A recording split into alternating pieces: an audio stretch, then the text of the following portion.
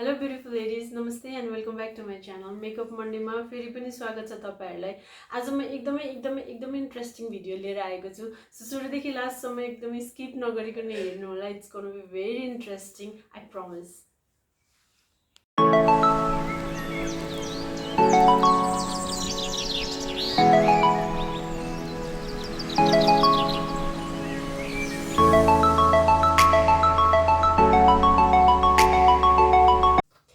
Cosmetic product भनेको चाहिँ हामी लेडिजहरुको लागि यस्तो प्रोडक्ट हो कि जति किने पनि पुग्दैन। It's never enough.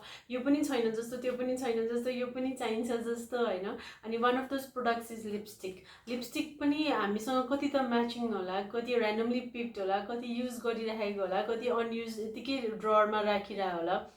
So today's video is all about creating a look using only lipstick. आजको भिडियोमा चाहिँ मैले लिपस्टिक मात्र युज गरेर आईब्राउज, आई स्याडो अनि ब्लसर, लिपस्टिक त लिपस्टिक नै भइहाल्यो, अनि प्लस मस्काराको ठाउँमा पनि मैले लिप ग्लस युज गरेर यो लुक क्रिएट गरेको छु।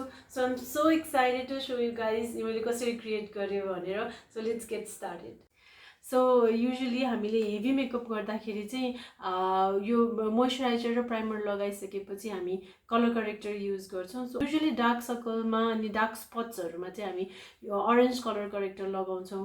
सो तपाईहरुको ऑरेन्ज कलरको लिपस्टिक छ भने we can always use it as a orange colour character. So मसँग एउटा चाहिँ ऑरेन्ज कलरको लिपस्टिक छ। So I am going to use that as a colour character.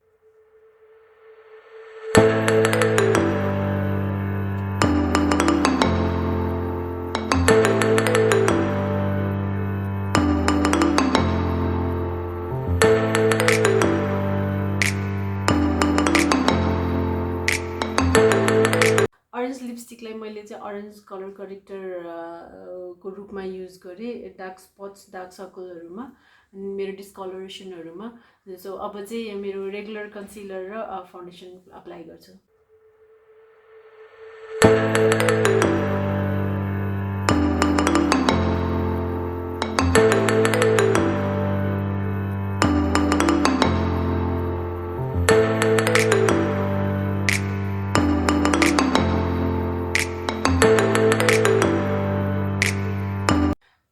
Foundation apply गरिसकेपछि चाहिँ मैले सेटिङ पाउडरले आफ्नो फुल फेस सेट गरिसकेँ।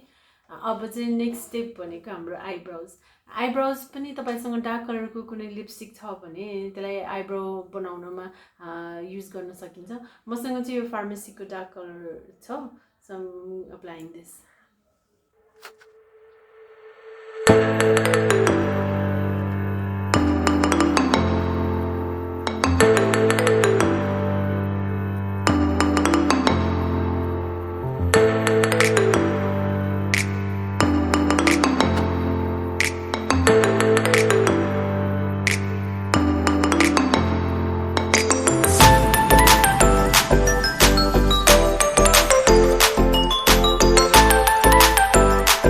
लिपस्टिकलाई स्याडो बनाएर त हामीले धेरैचोटि युज गरिसकेको छ।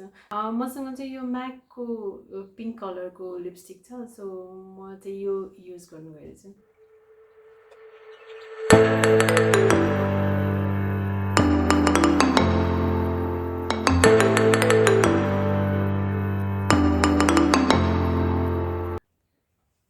I was not planning this, तर गर्दा चाहिँ मलाई यो आउटर कर्नरमा चाहिँ अलिकति डार्क कलर युज गर्नु मन लाग्यो। सो यो मसँग चाहिँ मिलानीको 07 नम्बरको बेस्ट रेड भन्ने लिपस्टिक छ। सो आउटर कर्नरमा अलिकति युज गर्छु।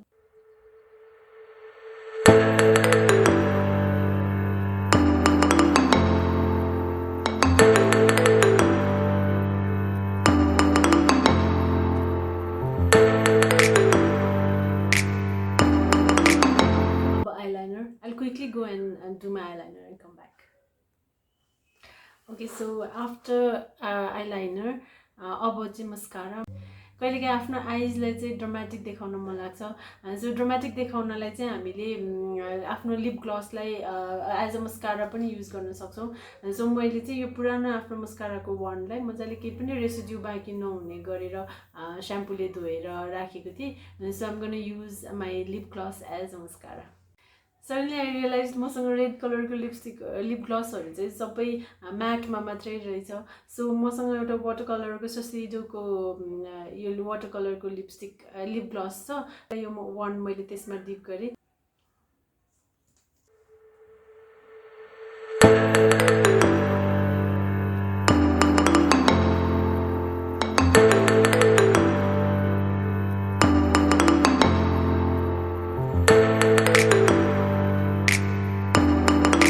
अब next step blusher.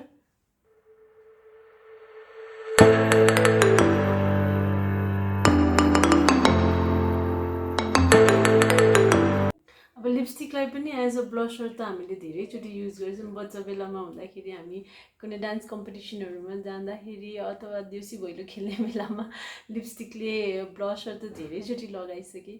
But then अहिले फिल्म गर्दाखेरि चाहिँ एकदमै अर्कै रमाइलो एक्साइटमेन्ट भइरहेको छ. अलिकति बढी भयो.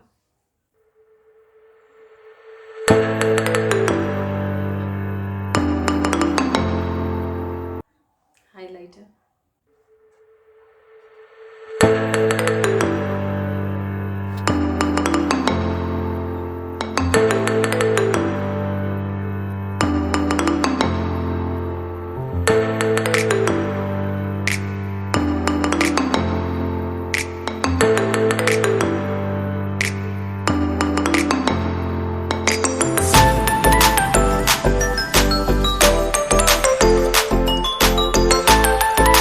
लिपस्टिक मात्रै अप्लाई गरेर क्रिएट भएको लुकको फाइनल रिजल्ट यही नै हो. यो भिडियो त तपाईँहरूलाई डेफिनेटली मन पर्यो होला.